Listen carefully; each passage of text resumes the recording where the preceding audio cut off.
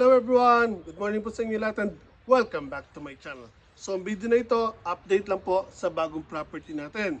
So, i-update ko kayo kung ano na po nangyayari dito, nasa na tayo, ano na ang process ng paglilipat ng pangalan. So, ano future plans natin sa lupa na to, bahay, garden, at kung ano-ano pa. So, samahan niyo ako.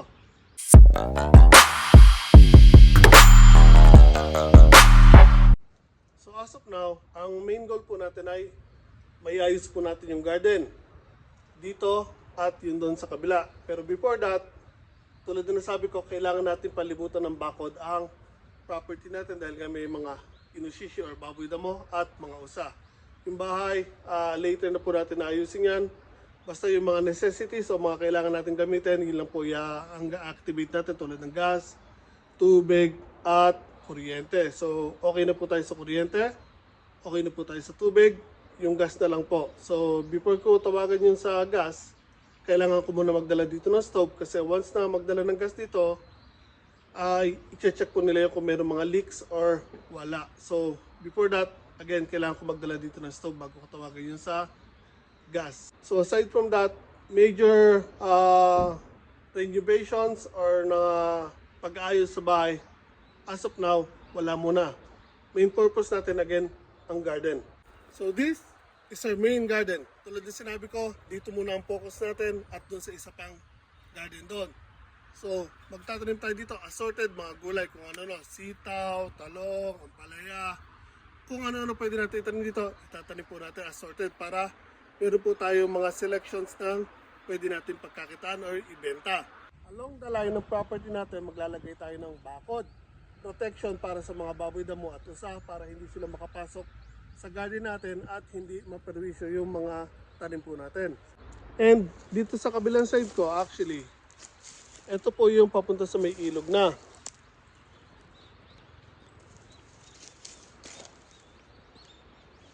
So yung kapirasong bundok na yan, ito kasi pababa, dito dumadaan yung train.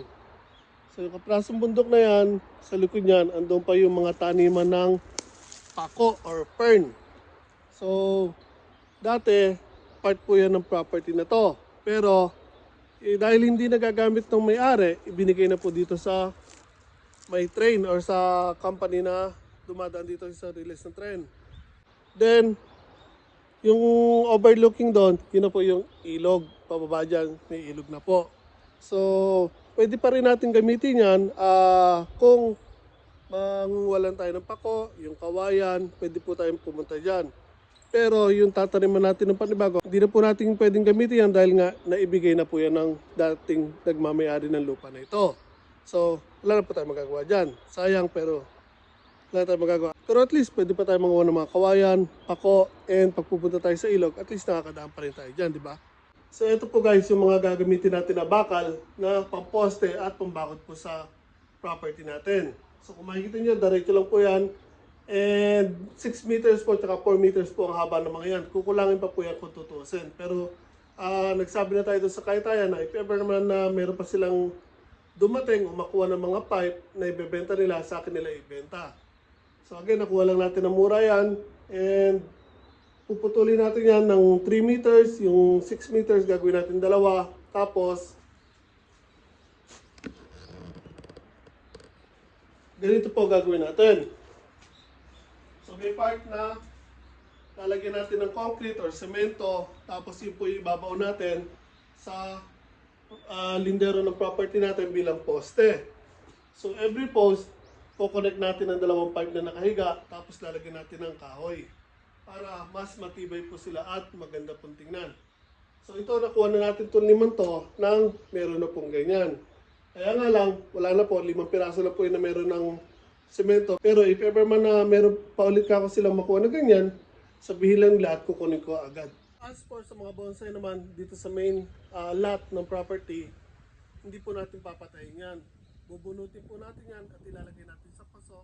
At yung iba na pwede natin ilagay sa paligid, ililipat lang natin ang pwesto para mas gumanda lalo sila.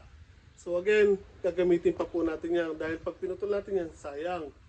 So gagawin natin mga malalaking bonsai po yan. Pero next year ko na po gagawin yun kasi pag ngayon natin ginalaw yan, malalamig na po at pwede po silang mamatay. So itong mga bonsai naman dito sa kabilang garden, bubunutin din po natin yan dahil itong pwesto na itong mismo ay ito po yung gagawa natin ng vinyl house o greenhouse na mas malaki po.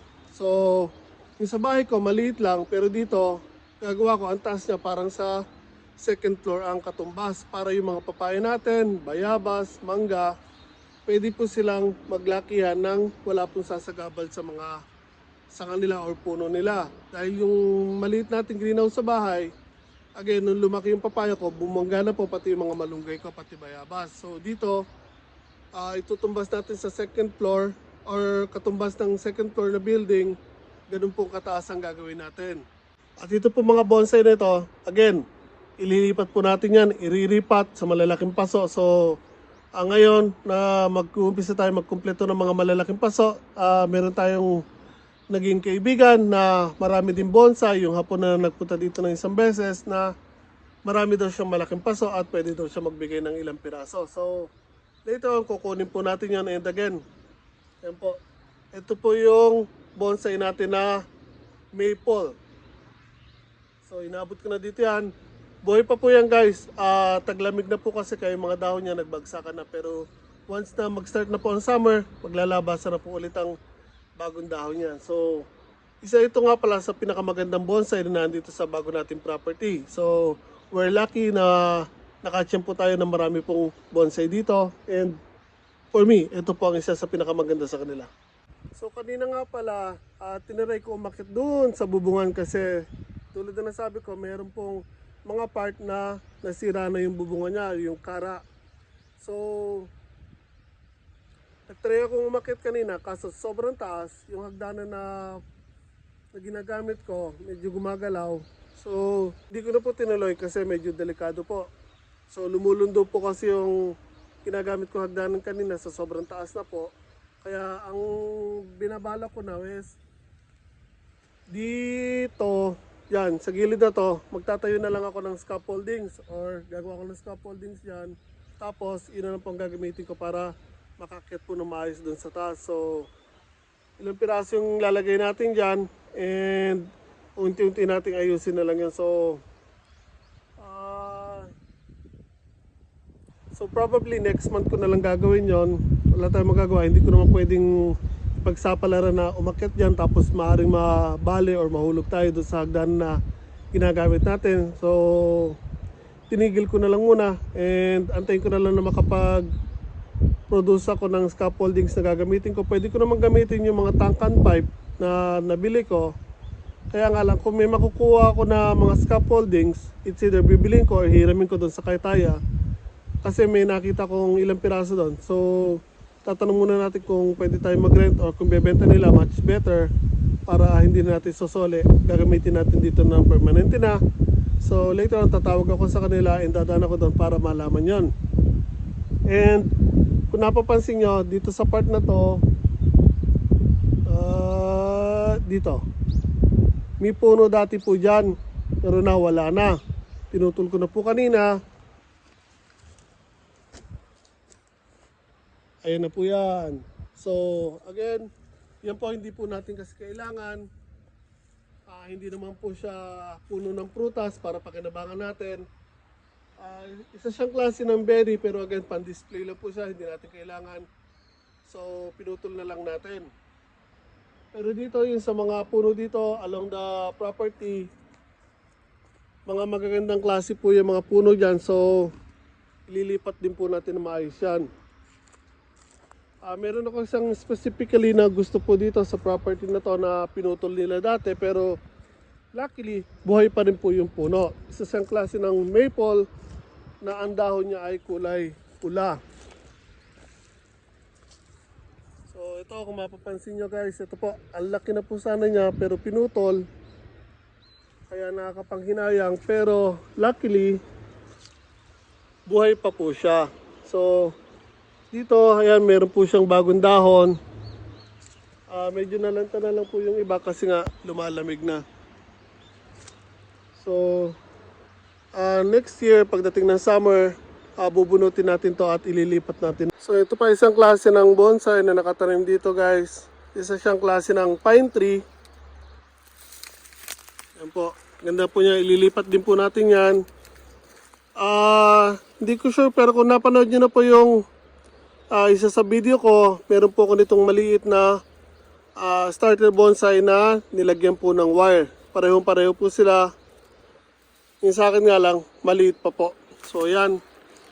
Bubunutin din po natin yan at ililipat kasi yung saktong lugar na yan, mula doon sa red maple, dito sa puno na yan, itong bonsai na to, at probably hanggang dito sa puno na to, kailangan alisin natin yan dahil dito po tayo gagawa ng bahay ng manok. Medyo lalakyan na po yun natin yung gagawin nating manukan po dyan para medyo marami po pwede nating alagaan.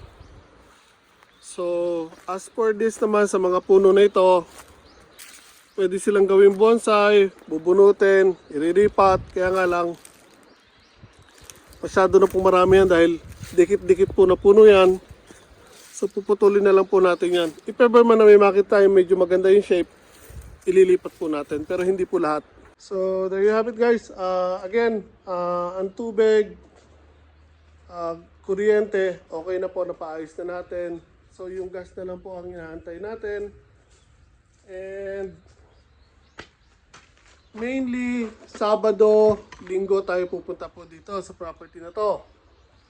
Tapos, pag, ano ba, natapos na ako ng umaga sa trabaho at meron akong kailangan dalhin dito, hahakutin po natin. And, tatry natin, unti-unti lang. Hindi po natin kasi pwedeng biglayin. Kasi nga, isa na masyado malikot yung cameraman. So, tulad na nasabi ko, hindi naman natin siya pwedeng biglayin. So, unti-unti lang natin guys para hindi naman tayo mabigla at hindi tayo ma-overwhelm sa mga gagawin po dito sa bago nating property. Dahil kung tutusin po, marami po pong kailangan ayusin dito. Bahay, sa garden, yung bakod sa property, parking, mga bonsai na kailangan ilipat, greenhouse, yung bubungan nito, kailangan kong tanggalin lahat, palitan ng bago. Again, pag tinanggal ko yung bubungan nito, kailangan kong tanggalin yung kara o yung cement tile. Tapos yung pinagpapatungan ng mga plywood, tatanggalin din yun, papalitan ng bago kasi medyo may bulok na po. So mas maganda kasi doon, palitan sila totally lahat, lagyan ng panibagong plywood, then lining na parang paper para hindi pumasok yung tubig, tapos lalagyan na po natin ng yero na bakal. So again, kung pipilitin ko po yung sarili ko na gawin po lahat yan, maaari po tayo ma-overwhelm at baka hindi na po natin na easy na ipagpatuloy yung mga gawain dito. Kaya unti-unti lang guys. So again, ang main goal natin is mabakuran muna yung property. So once na mabakuran natin yan, pwede na natin umpisa na bungkalin yung lupa para maihanda siya for next year's gardening. At yun doon sa may dating palayan, lalagyan ko siya ng wire fence or mesh, yung bakal na fence na squares. Yung usually ginagamit siya pag nagbubuhos ng semento yung pangilalim. So papalibutan natin yun doon para hindi mapasok ng mga baboy damo. And again, ang kailangan natin unahin ay yung maglalabas tayo ng pera sa isang bagay na may babalik din po sa atin agad. So, pag sa garden tayo naglabas ng pera, again, in time, babalik po yun. Pero once na, halimbawa, yung bahay ang inuna natin, yung greenhouse, yung bubungan dito, lahat yun totally labas lang. So, yung wala pong babalik sa atin nun. Kaya nga, kailangan natin muna unahin, garden. So, yun po main na focus natin sa property na to. Baka, pag-garden po tayo agad, hopefully next year, by March, yun po ang target natin para sa patatas. Pero hindi ko sure kung patatas agad ang umpisan ko talaga. Although yun ang pinakamaganda kasi hindi mo siya kailangan bantayan. Low maintenance po actually yung patatas. Pag tinanim mo, basta may kompleto siya sa pataba, hayaan nyo na lang po, mag-aantay na lang kayo ng 3 months. Kaya nga lang, so far, yung lupa kasi doon, dati kasi isang taniman ng palay, so medyo nagpuputik, may train pa daan. So, kung yun ay matutuyo totally, mas maganda. Pero kung hindi, magkakaroon tayo ng problema doon. So, kailangan ko mag-isip ng alternate na pwede natin itanim bukod doon sa patatas. So, if ever man na hindi uubra yung patatas doon sa kabila, try natin dito dahil yung dito, tuyo po yung lupa dito. Kaya nga lang, magiging problema naman natin yung ibang gusto natin itanim na gulay, hindi natin may tatanim lahat dito. So, yun, medyo may nag-iisipan pa natin, pinag-aaralan natin kung paano pa gagawin dito. So, malalaman, lagi ko naman po kayong i-update sa mga pangyayari po dito sa bago nating property. So again, ang main target po natin is April, makakapagtanim po tayo. So until April, mula po ngayon, puro po tayo paghahanda, preparations sa darating na gardening season for next year. So kailangan muna natin again magtayo tayo ng mga protections para sa mga hayop na hindi nila masira yung mga itatanim po natin. So dahil hindi ko na masyadong papahabain to guys. And again, kung nagustuhan nyo naman po sana ang video na to, paki-like naman po sana. Share sa mga kaibigan nyo and subscribe na rin po sa channel ko. Malaking tulong po yung para sa akin. Yung mga merch po natin, yung mga t-shirts po natin, available pa rin po. Lumalabas na rin po yung mga bago natin design sa December. And kung magagawa nyo naman po, avail na po sana kayo. Laking tulong po yung para sa akin. So every merch na bibiliin nyo po ay malaking tulong po yung para sa atin para lalo po natin mapagpatuloy ang ginagawa po natin at makapagbahagi po tayo sa inyo ng mas magaganda pang content. So again, maraming salamat po guys at ingat po tayo palagi.